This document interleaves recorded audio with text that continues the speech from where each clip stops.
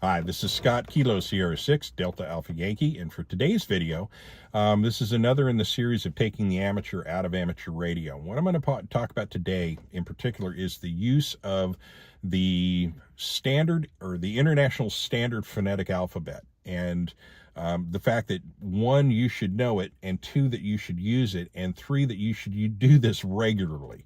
And this is important, not necessarily for our day-to-day rag-chewing conversations and recreational use of amateur radio. I don't care how you render your call signs or whether or not you use phonetic alphabet or not in those cases. It doesn't matter. Most of the time, these conversations are between two parties that already know each other, and the conversation there's no gravity to the conversation. There's no consequences to the conversation. But when it comes to the world of emergency communications, whether you're participating in an emergency communications net as a practice net or as an actual thing, being able to relay your information accurately is critically important. And the first thing I'll say, and it isn't even related to the international phonetic alphabet, but I am going to tell you something you want to adopt when you're participating in nets. Is first off, slow down. Okay? People tend to talk way too fast, and you have to understand the disadvantages that we have in amateur radio. Oftentimes we are listening to our radios through speakers that are too small, and they're coming through radios that have microphones that are not exactly the best in the world. There can also be other factors involved, such as weather conditions, traffic, vehicle noise. There's a lot of things that come into play that can interfere with your ability to understand a conversation over the radio.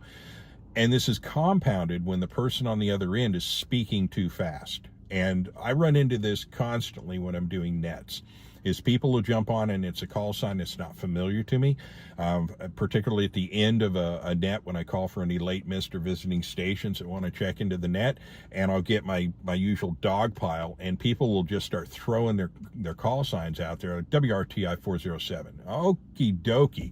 Now, you probably just heard that, and you may actually be familiar with my call sign. So WRTI 407 is going to immediately come to mind because, one, you know who I am, and you know there's a W at the beginning, and 407, okay, you got it. You can put it together and write the call sign down.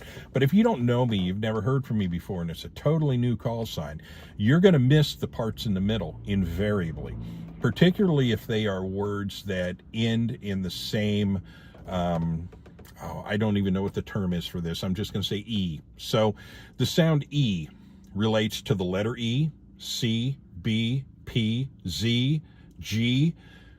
And when you're rattling those together in a series of four and you're saying it too fast, trust me, the ability to misunderstand the difference between C, B, P, E, Z, it happens to me all the time, constantly.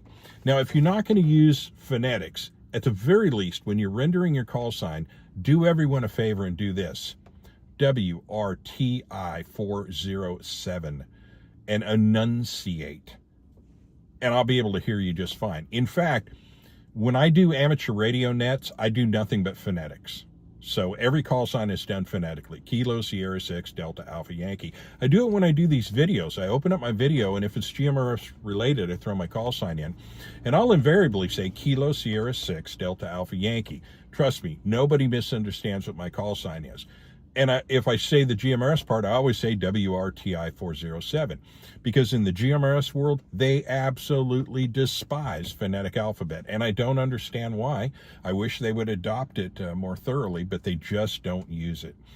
So if you're not going to, at the very least, if you want to make sure your call sign is understood, put some spaces between each character in the call sign as you're rendering that over the air. So WRTI 407 is the way you would want to send it. I'm probably going to pick that up, but when you run it all together with WRTI 407, man, that's fast. And like I said, I'm listening to it through a tinny little speaker. It's coming through whatever the quality of your microphone is. And in the GMRS world, that's often not a great microphone.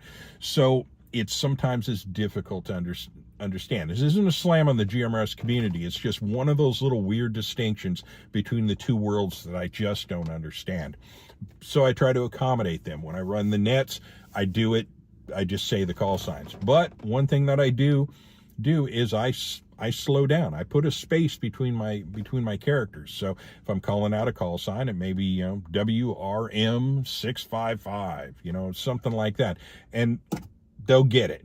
Throwing the name in also tends to help, because they'll catch the last part and they'll catch the name and go, oh, okay, that's me.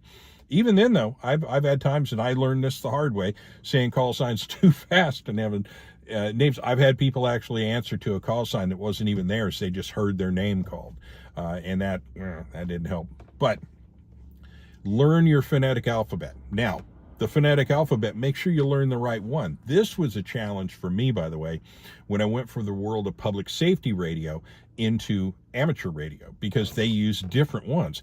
So in public safety, they use a totally different phonetic alphabet. And not totally, there is crossover on, I think it's one letter. There's a bit of a crossover, formal versus informal. But for instance, in the public safety world, A is atom. But in international phonetic alphabet, it is alpha. In public safety, it's B is boy. And in international world, it's bravo. And then you have the one crossover is in public safety, they say Charles for C, and we say Charlie for C. And then you have David versus Delta. You have, and on it goes. I won't throw the whole thing out there, but it's a bit of a problem for guys that come from the cop world and they transfer over and to start going into amateur radio. I can do the math on that. And there are times, trust me, people will get a little shook up. They'll actually forget the proper character, and they'll just kind of make it up as they go along. And that's okay. Fine. I understand that. So if you say yellow instead of Yankee, we're good. I got the point. Don't do it next time. Figure it out, and you probably won't if you're a responsible radio operator. Go, yeah, I screwed that up. I'll remember not to do that again. Where it gets annoying, though, is the guys that make up their own phonetic alphabet, to be cutesy. A real popular one is, instead of saying Sam or Sierra, they'll say sugar for S. Okay, whatever. I'll take it because that's what I was offered, but I'm going to think you're an idiot when you do that. And other people will too. It causes people to grind their teeth. Trust me. If that's your goal in life, to irritate other people, then fine, go for it. You're doing a great job. But if you don't want to be that kind of person that irritates other people and makes them think you're a tosser, maybe don't do that. But yeah, learn the alphabet. It's not that difficult. It'll take a little bit of learning, but the military guys, they got that all sorted out. I used to have fun when I get some, I used to love it when I would get a Marine that came to work for the sheriff's department, because it would take about 2 years to break them of their habit. I mean, they got that drilled in. I don't know by what method they got that drilled into their head, but it was there, and it was permanently and indelibly marked on their brain. So we would do the same thing there. If you said Yankee instead of yellow, fine. We got it. We got it figured out. Eventually you'll make the adjustment, and fine. But yeah, learn your phonetic alphabet, use your phonetic alphabet, and slow down.